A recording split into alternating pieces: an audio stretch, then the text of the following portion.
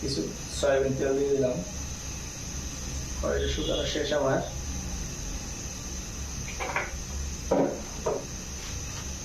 যার যতটুকু প্রয়োজন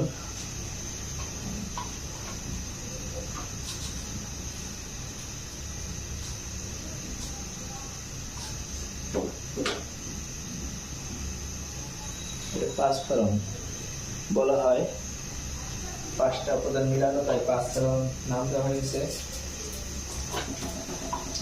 ভাজা হবে, সাথে কয়েকটা কালি জিরা দিয়ে দিচ্ছে, একটু অতিরিক্ত বেশি ছিল কিন্তু কম ছিল।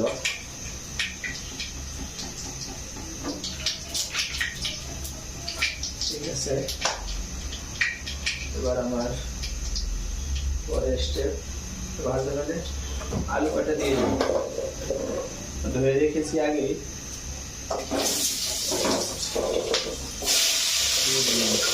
আলু কাটা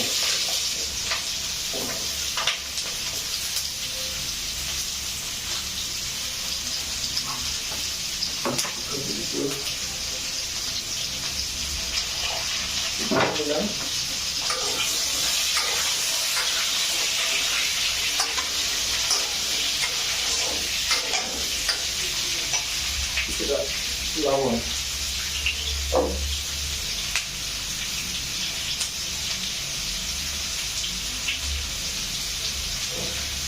লবণ পর্যাপ্ত করে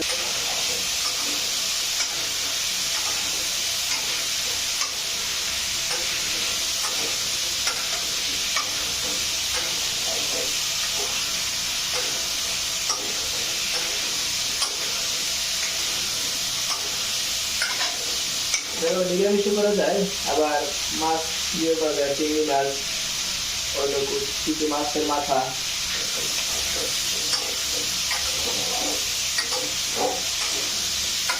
তো হলুদের গুঁড়াটা দিয়ে দিচ্ছি,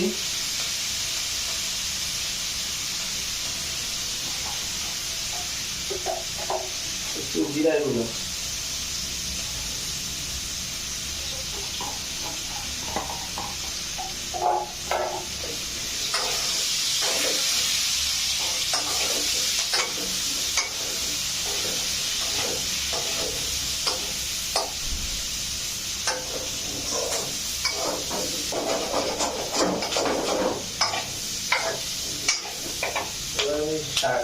থানকুনি পাতা এটাকে বলা হয়, থানকুনি পাতা।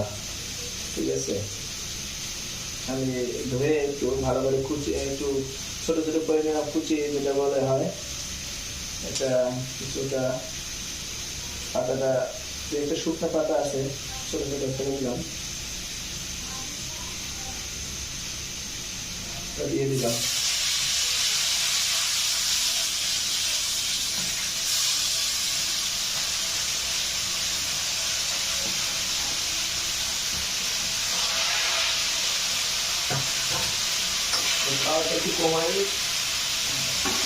পাওয়ারটা একটু কমিয়ে দিলাম।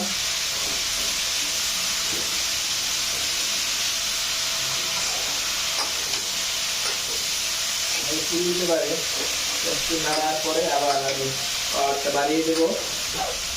হলুদ গুঁড়া, জিরার গুঁড়া এবং কিছু কাঁচামরিচ, সয়াবিন তেল, লবণ। ওকে, এটাই রান্না হয়ে যাবে।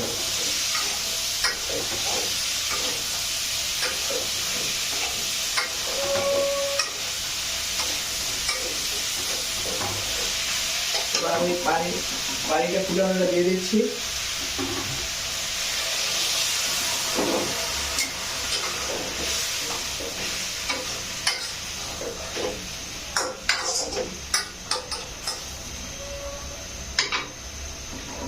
আর আমি পানিটা দিয়ে দিচ্ছি আর পর্যাপ্ত, সেদ্ধ হতে হবে, সেজন্য একটু বেশি পরিমাণে দিয়ে দিচ্ছি।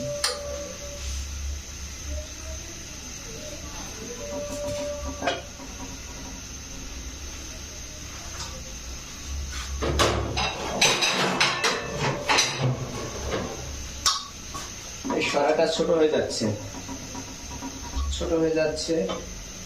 অতএব এটা দেবো না, এটাকে দেবো খাবার প্লেট, 10 মিনিট থেকে 15 মিনিট ওয়েট করতে হবে। চলেন ওয়েট করি আমরা। আচ্ছা ভাই দেখুন অনেক ওয়াও,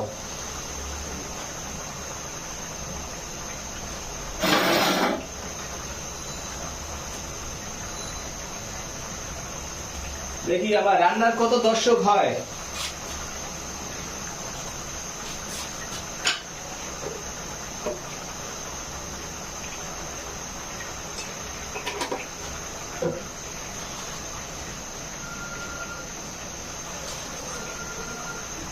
এটাও 500 রানের ভরসা, বেচারা লাইফ তো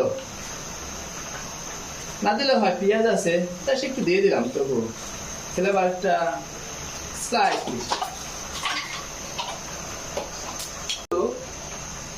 এখানে গরম মশলা আছে, একটু দেখি আছে কিনা। একটু জাস্ট গরম মশলা দিয়ে দিচ্ছি আমি, অনেকদিন আগে। জাস্ট দেখুন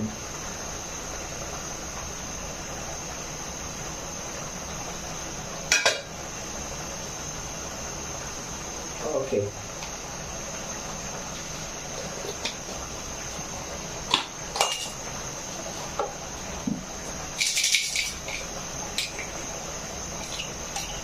মিশ্রি খেয়ে নিলাম।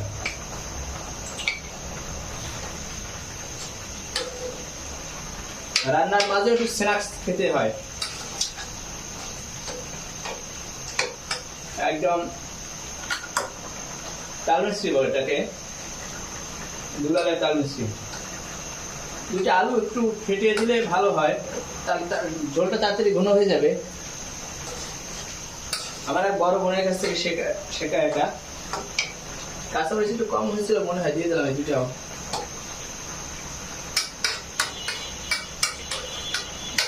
ওয়াও,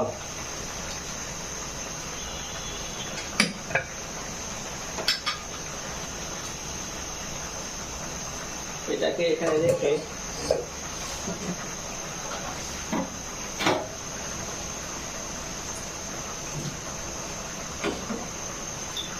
ঢেঁড়স ভাজিটা শুরু করতে হবে। Yes yes, oil. কড়াই ইজ ড্রাই নাকি?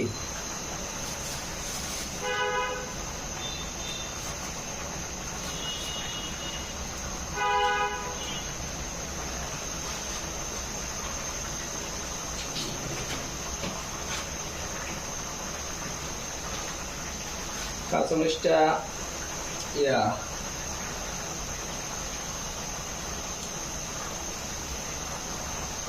কাঁচামরিচ ছিল না, এই নিয়ে আসলাম মাত্র 5 টাকার।